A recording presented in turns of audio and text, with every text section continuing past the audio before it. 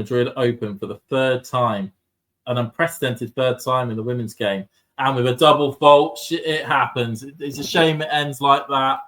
We never like to see a match, and certainly a championship, end on a double fault. But Aryna Sabalenka has taken the Mudala Madrid Open in quite strong fashion, we could probably say, quite convincing fashion in this final, seeing off the world number 3, Coco Gauff, 6-3, 7-6, with that being 7-3 in the breaker. What do you think of that, then? What do you think of that? I think that Aryna Sabalenka continues to show tournament after tournament why she's the world number 1 and reaching a level of consistency and result that you really don't see often outside of the greats. And Sabalenka is going to put herself in that conversation with another couple seasons like this. I mean, her level right now is so fun to watch as a tennis fan. There's a 6-3, 7-6, but at the same time, it never really felt in question. As much as wanted it to be close, as much as wanted Gauff to force 3, it just always felt like the match was on Sabalenka's racket. And I think it feels that way because it is that way. There is no one right now on the WTA Tour who can go A game for A game with Aryna Sabalenka. And I just can't say enough about the work that she's put in, and her team, and can't give her enough credit. It's been really, really fun to watch her become not just a superstar, but a megastar. She is as good as I've seen a player be in years.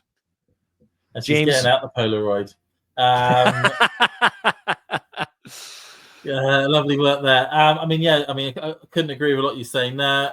You've probably seen from the Talking Tennis account, you can see that barring the 2 tournaments in Doha and Dubai, the 2 WTA 1000 events there, she has been in the final of every single either Grand Slam or WTA 1000 event since the beginning of the year, or since, Wuhan, actually. You can go as far back as Wuhan for the last time that she was not in the final of one of those sort of tournaments.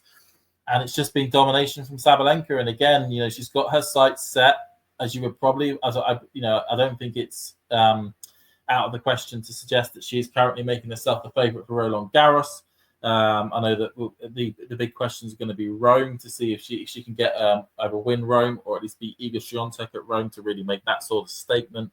It is all going incredibly well for Aryna Sabalenka, who is proving why she is the world number 1 and why she is the most consistent, and best player on the tour as it currently stands. And we may have to look back at this in a year's, certainly at the end of the year, to know how dominant Iga has been, how dominant Aryna has been, and enjoy those bits there. So we'll wrap up just now because Zach, you've got a tennis game to go prepare for, and I'm sure that everyone watching would like to go watch the trophy ceremony. So it's goodbye from me. Any last comments before we leave?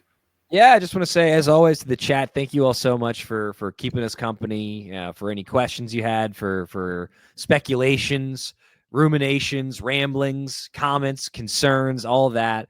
It's always a pleasure being on Talking Tennis with you, James. John, thank you so much for letting us do this and making all this happen. Also want to plug, again, Mario in Rome. Absolute must-see content. And then lastly, we've got one more day in Estoril. At least, I think 1 more day. No, 2 more days in Estoril. I don't know. There's more time in Estoril. Check it out.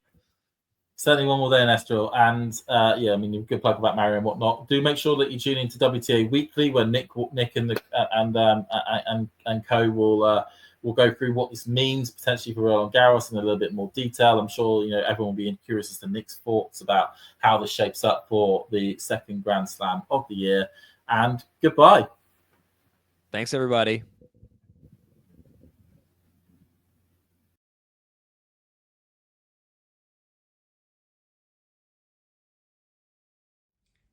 If you enjoyed this video, make sure you hit that like button.